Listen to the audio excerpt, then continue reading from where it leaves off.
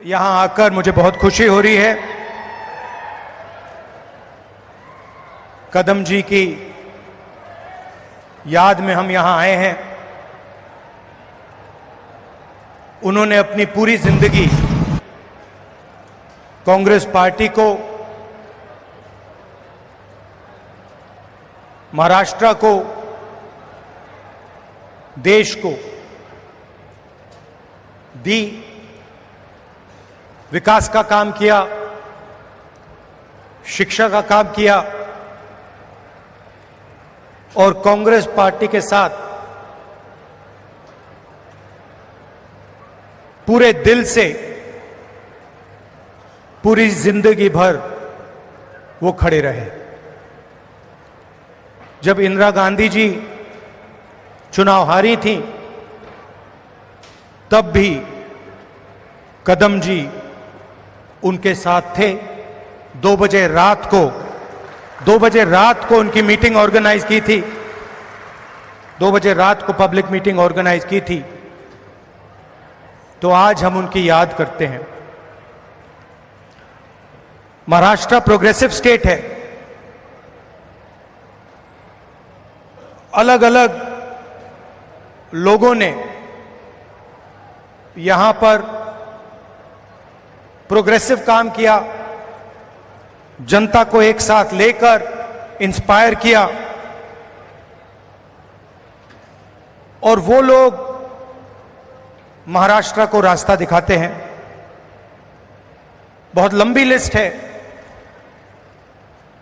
शिवाजी महाराज जी, शाहू महाराज जी, फूले जी, अंबेडकर जी, इन सब ने महाराष्ट्र को नहीं मगर पूरे देश को जीने का तरीका, प्रगति और इंस्पिरेशन दिया। और मैंने खारगे जी से आज कहा, कांग्रेस प्रेसिडेंट है तो अंदर की बात आपको बताता हूं। हम जैसे ही लैंड किए तो मैंने खारगे जी से कहा कि खारगे जी मैंने एक बात नोटिस की है। तो उन्होंने कहा क्या? मैंने कहा मैं आपके साथ कर्नाटक जाता हूं तो आप बहुत खुश हो जाते हो। जैसे ही आप जहाज से उतरते हो चेहरे पे मुस्कान होती है।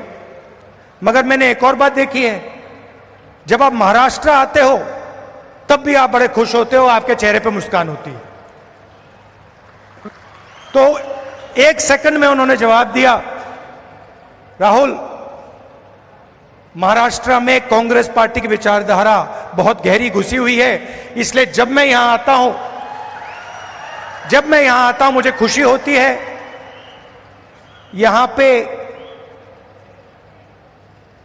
विचारधारा कांग्रेस की है, अंबेडकर जी की है, शिवाजी महाराज, फूले जी की है। और इसीलिए मुझे यहां आकर उतनी ही खुशी होती है जितनी मुझे कर्नाटक में जाकर होती है। और यही मेरी फीलिंग है। जब भी मैं महाराष्ट्र आता हूं मुझे लगता है कि ये जो प्रदेश है हमारी विचारधारा का गढ़ है, फाउंडेशन है और आप लोगों के डीएनए में हमारी विचारधारा है। और लड़ाई विचारधारा की है। जो आप हिंदुस्तान में देख रहे हैं ये सिर्फ पॉलिटिक्स नहीं है। पहले पॉलिटिक्स चलती थी, राजनीति चलती थी। आज हिंदुस्तान में आइडियोलॉजिकल लड़ाई चल रही है, विचारधारा का युद्ध चल रहा है। और एक तरफ कांग्रेस पार्टी और ये सब महापुरुष और दूसरी तरफ बीजेपी। हम सोशल प्रोग्रेस चाहते हैं, हम सबको जोड़कर एक साथ आगे ले जाना चाहते हैं और वो चाहते हैं कि चुने हुए लोगों को हिंदुस्तान का पूरा फायदा मिले। दलित दलित रहें, पिछड़े लोग पिछड़े रहें, आदिवासी आदिवासी रहें,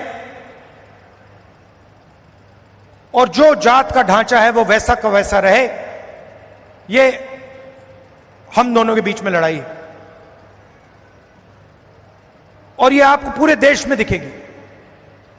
वो नफरत फैलाते हैं, हिंसा फैलाते हैं, एक धर्म को दूसरे धर्म से लड़ाते हैं, एक जात को दूसरी जात से लड़ाते हैं, एक भाषा को दूसरी भाषा से लड़ाते हैं। मणिपुर देखिए, पहली बार हिंदुस्तान की हिस्ट्री में सिविल वॉर जैसा माहौल बना हुआ है, मगर आज तक 1.5 साल हो गया, आज तक हिंदुस्तान के प्रधानमंत्री मणिपुर नहीं गए, जा ही नहीं सकते, क्योंकि वहां पे बीजेपी के लोगों ने आग लगाई। तो ये लड़ाई चल रही है। भारत जोड़ो यात्रा में कन्याकुमारी से हम कश्मीर चले। लोग कहते हैं कि राहुल गांधी कन्याकुमारी से कश्मीर चला। नहीं, मैं अकेला नहीं चला था, लाखों लोग हमारे साथ कन्याकुमारी से कश्मीर चले थे। महाराष्ट्र में, केरल, तेलंगाना, उत्तर प्रदेश, मध्य प्रदेश, हर प्रदेश के लोग चले थे। और एक लक्ष्य था, जो एक लाइन में हमने कह दिया, नफरत के बाजार में मोहब्बत की दुकान खोलनी। हमें नफरत की राजनीति नहीं चाहिए, नफरत का हिंदुस्तान नहीं चाहिए, हमें मोहब्बत की राजनीति चाहिए, मोहब्बत का हिंदुस्तान चाहिए। हम भाईचारा देखना चाहते हैं, हम एक दूसरे की इज्जत करना चाहते हैं। यह फर्क है। आप देखिए, देश के कोने कोने में ये लोग नफरत फैलाते हैं, और ये नई चीज नहीं है, ये सदियों से कर रहे हैं। और ये विचारधारा की लड़ाई भी पुरानी है। आज ये लड़ाई कांग्रेस पार्टी और बीजेपी के बीच में है। इससे पहले यही लड़ाई फूले जी ने लड़ी, यही लड़ाई शिवाजी महाराज ने लड़ी। विचारधारा उनकी और हमारी मिलती है। उनकी विचारधारा में और कांग्रेस पार्टी की विचारधारा में कोई फर्क नहीं। चाहे वो अंबेडकर जी हों, शाहू जी महाराज हों, शिवाजी महाराज हों, फूले जी हों, अगर आप उनको पढ़ें, उनके आइडियाज को देखें, समझें, तो आपको पता लगेगा कि फूले जी के आइडियाज, अंबेडकर जी के आइडियाज, शिवाजी महाराज के आइडियाज हमारे कॉन्स्टिट्यूशन में आज है। और चुनाव में हमने साफ कह दिया कि लड़ाई विचारधारा की है। बीजेपी के लोग हिंदुस्तान के संविधान को खत्म करना चाहते हैं। सीधी सी बात है, आप देख लीजिए, जहां भी ये अपने लोग डाल सकते हैं, वहां ये अपने लोग डाल देते हैं। चाहे वो इलेक्शन कमीशन हो, चाहे वो शिक्षा के इंस्टीट्यूशंस हो, लीगल सिस्टम हो, ब्यूरोक्रेसी हो, ये मेरिट नहीं देखते हैं। आज हिंदुस्तान में इनकी आंखों में एक ही तरीका का मेरिट है। अगर आप आरएसएस के हो तो मेरिट है, अगर आरएसएस के नहीं हो तो आपके लिए इन संस्थाओं में कोई जगह नहीं। और हर रोज ये कॉन्स्टिट्यूशन पर आक्रमण करते रहते हैं, कोई ना कोई नया तरीका ये निकालते रहते हैं। हमने जाति जनगणना की बात की। हमने कहा कि देखिए, देश में पता लगाना है कि किसकी कितनी आबादी है और किसका कितना हक बनता है। मैंने कुछ गलत बोला? सही बोला ना? कि ये पता लगाना है, अलग अलग वर्ग के लोग हैं, ये कितने हैं, इनकी आबादी कितनी है, और इनका हक क्या है और कौन सी संस्थाओं में इनके लोग हैं। एक प्रकार से हम स्नैपशॉट लेना चाहते हैं कि हिंदुस्तान में आज क्या हालात हैं। बीजेपी के लोग एकदम कहते नहीं, हमने दबाव डाला, न्याय यात्रा की, और पहले ये सारे के सारे लोग कहते थे कि जाति जनगणना के हम खिलाफ हैं। आरएसएस के लोग कहते थे, बीजेपी के लोग कहते थे, इनके नेताओं के बयान हर रोज आते थे कि जाति जनगणना नहीं होना चाहिए। हमने दबाव डाला और कुछ दिन पहले कंफ्यूजन में आरएसएस कहती है कि हां, जाति जनगणना जरूरी है। अगर आप आज कह रहे हो कि जाति जनगणना जरूरी है, तो पिछले 6 महीने में आप क्या कह रहे थे? मैं आपको बता रहा हूं, पार्लियामेंट में हमने कहा है, पार्लियामेंट के फ्लोर में, लोकसभा में मैंने कहा है, कुछ भी हो जाए जाति जनगणना करवाएगी कांग्रेस पार्टी, करवाएगी, हमारा गठबंधन करवाएगा। क्योंकि हम जानना चाहते हैं, हम देश की सच्चाई समझना चाहते हैं। इस देश के धन का फायदा किसको हो रहा है, कौन से वर्ग को हो रहा है, किसको नहीं हो रहा है, यह हम जानना चाहते हैं और यह हम काम करवा के दिखाएंगे। भाइयों और बहनों, आज हमने कदम जी की मूर्ति का उद्घाटन किया और जब मैं वहां था, मैं सोच रहा था कि कदम जी ने 60 साल आपके साथ काम किया, ट्रांसपेरेंसी के साथ, मोहब्बत के साथ उन्होंने काम किया, ईमानदारी के साथ उन्होंने काम किया। 60 साल में उन्होंने आपसे कभी माफी नहीं मांगी। क्यों नहीं मांगी? क्योंकि जरूरत नहीं पड़ी। यह सच्चाई है। माफी वही मांगता है जो गलत काम करता है।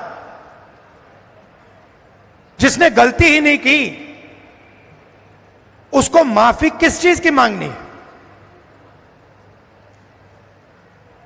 यहां कुछ ही दिन पहले शिवाजी महाराज की मूर्ति बनाई गई और मैंने अखबार में पढ़ा कि प्रधानमंत्री ने कहा, मैं शिवाजी महाराज से माफी मांगता हूं। अब मैं ये समझना चाहता हूं, प्रधानमंत्री जी ने किस कारण माफी मांगी? अलग अलग कारण हो सकते हैं। पहला कारण हो सकता है कि ये जो मूर्ति थी, इसका कॉन्ट्रैक्ट आरएसएस के एक व्यक्ति को दी गई। पहला कारण यह हो सकता है। शायद प्रधानमंत्री जी कह रहे हैं कि नहीं, मैंने गलती की, मुझे यह कॉन्ट्रैक्ट आरएसएस के व्यक्ति को नहीं देनी थी, यह मुझे कॉन्ट्रैक्ट मेरिट पे देना था। शायद वो गलती हो सकती है। दूसरी गलती हो सकती है कि मूर्ति के बनने में भ्रष्टाचार हुआ, चोरी हुई। शायद प्रधानमंत्री इसके लिए माफी मांग रहे हैं कि मैंने जिसको कॉन्ट्रैक्ट दिलवाया उसने भ्रष्टाचार किया, महाराष्ट्र के लोगों से चोरी की। यह कारण हो सकता है। तीसरा कारण हो सकता है कि आपने शिवाजी महाराज की मूर्ति बनाई, उनकी याद में आपने मूर्ति बनाई और आपने इतना भी ध्यान नहीं दिया कि वो मूर्ति खड़ी रहे।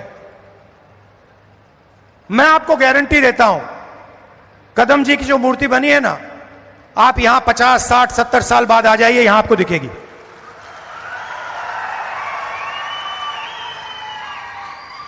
और शायद सबसे बड़े महापुरुष शिवाजी महाराज जी की मूर्ति बनती है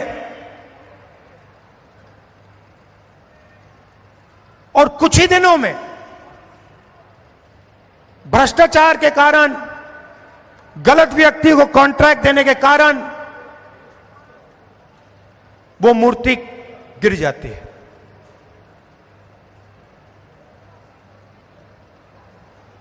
शिवाजी महाराज का अपमान किया है और प्रधानमंत्री को सिर्फ शिवाजी महाराज से माफी नहीं मांगनी चाहिए। अगर माफी मांग रहे हैं तो महाराष्ट्र के हर व्यक्ति से माफी मांगनी चाहिए और प्रधानमंत्री जी को यह भी समझाना चाहिए कि आप सिर्फ 2 लोगों की सरकार क्यों चलाते हो। जहां भी हम देखते हैं बड़े से बड़े कॉन्ट्रैक्ट अदानी और अंबानी जी को मिलते हैं। मैंने पार्लियामेंट में भाषण दिया। पार्लियामेंट में किसी का नाम लिया जा सकता है, मगर पहली बार मुझे कहा गया कि पार्लियामेंट हाउस में अपने भाषण में मैं अदानी और अंबानी का नाम नहीं ले सकता हूं। तो फिर मैंने कहा ठीक है भैया, आप चाहते हो कि मैं ना लूं, मुझे कुछ ना कुछ तो कहना पड़ेगा। अगर अंबानी अदानी नहीं चाहते हैं तो मैं कुछ और कह देता हूं। तो मैंने उनका नया नाम बनाया है A1 और A2। पूरा का पूरा काम A1 और A2 का हो रहा है। प्रधानमंत्री जी ने इसके लिए माफी किसी से नहीं मांगी।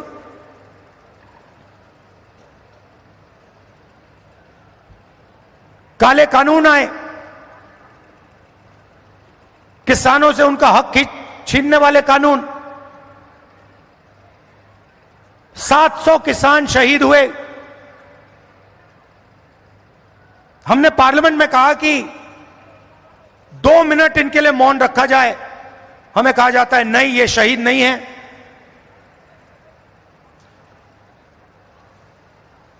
दो लोगों को फायदा पहुंचाने के लिए हिंदुस्तान के सारे स्मॉल और मीडियम बिजनेसेस को खत्म कर दिया। जो लोग इस देश को रोजगार देते हैं उनको नोटबंदी से, गलत जीएसटी से आपने खत्म कर दिया। अरबपतियों का रास्ता खोलने के लिए उनसे भी आप माफी मांगिए,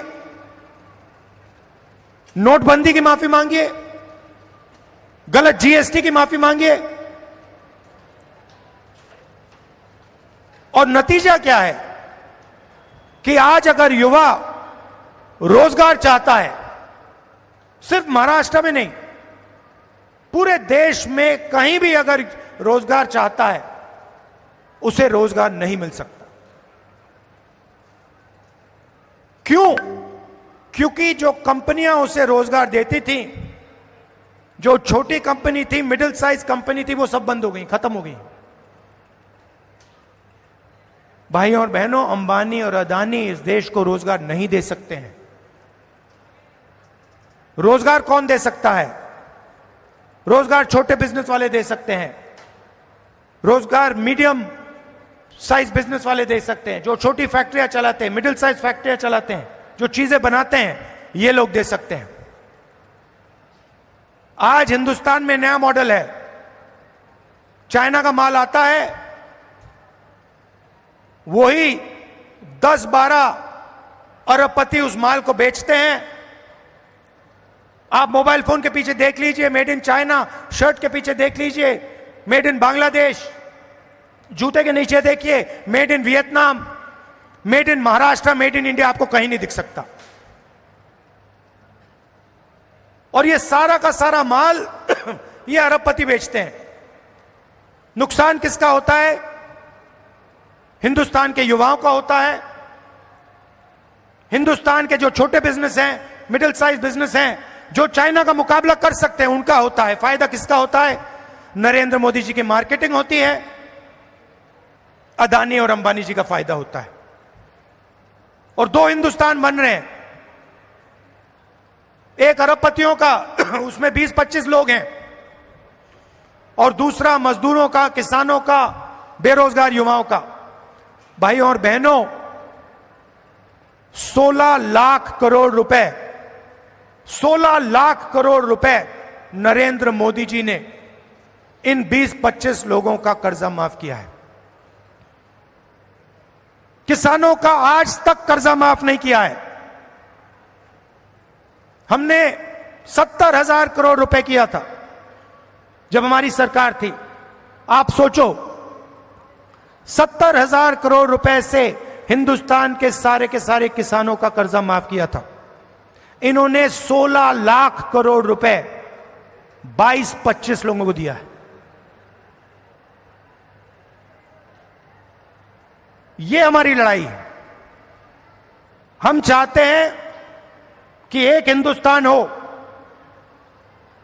अगर बैंक के दरवाजे अरबपतियों के लिए खुले हैं, तो बैंक के दरवाजे किसानों के लिए, मजदूरों के लिए, युवाओं के लिए खुले होने चाहिए। अगर उनका 16 लाख करोड़ रुपए माफ हो रहा है, तो फिर गरीबों का भी 16 लाख करोड़ रुपए माफ होना चाहिए। और अगर गरीबों का 16 लाख करोड़ रुपए माफ नहीं हो रहा है, तो फिर उनका नहीं होना चाहिए। हम सिर्फ न्याय की बात कर रहे हैं, और यही लड़ाई महाराष्ट्र में है। आप यहां का इंफ्रास्ट्रक्चर देखिए, यहां बेरोजगारी देखिए। Thank you. बेरोजगारी देखिए, हर एरिया में आपको भ्रष्टाचार दिखेगा। जहां भी आप देखोगे सड़क बनती है, भ्रष्टाचार, सरकारी भ्रष्टाचार से बनी है, सरकारी चोरी करके बनी है, सरकारी एमएलएस को पैसा बन के दे के बनी है। ये बीजेपी की सरकार नहीं है, ये आपकी सरकार थी। इसको तोड़कर चोरी करके ले गए ये लोग। तो जहां भी आप देखोगे आपको भ्रष्टाचार मिलेगा। बाहर के लोग यहां आकर आपके कॉन्ट्रैक्ट ले जाते हैं, दूसरे स्टेट के लोग यहां आकर आपसे कॉन्ट्रैक्ट छीन जाते हैं। ये हम बदलना चाहते हैं। और मैं जानता हूं कि आप सब कांग्रेस पार्टी के कार्यकर्ता, मोहब्बत की दुकान वाले कार्यकर्ता, बब्बर शेर, मैं जानता हूं कि यहां पे आप महाराष्ट्र की सरकार लाने जा रहे हो। अपना खून पसीना देकर महाराष्ट्र की जनता की सरकार, किसानों की सरकार, बेरोजगार युवाओं की, मजदूरों की सरकार, हर वर्ग की सरकार आप लाने जा रहे हो। जहां भी आपको मेरी जरूरत होगी मैं आ जाऊंगा। आपको सिर्फ ऑर्डर देना है कि राहुल आपको यहां आना है, यहां आना है, यहां आना है, मैं हाजिर हो जाऊंगा। अंत में मैं आप सबको दिल से धन्यवाद देता हूं कि आप यहां आए, इतने प्यार से आपने मेरी बात सुनी। धन्यवाद, नमस्कार, जय हिंद। मारुतीची स्विफ्ट अधिक सुरक्षित, 6 एअरबॅग आणि 6 रंगात। मारुतीच्या नवीन स्विफ्टचा मायलेज 25.2 किलोमीटर प्रति लिटर इतका असून त्याची किंमत फक्त 6,49,000 सुरू होते। यासोबत LED rear lamps, USB charger सह rear AC vent, wireless mobile charging, नवीन इंजिन असे अत्याधुनिक फीचर्स देखील आहेत। फ्री टेस्ट ड्राईव्ह साठी आजच भेट द्या चव्हाण मोटर्स, होटगी रोड, सोलापूर।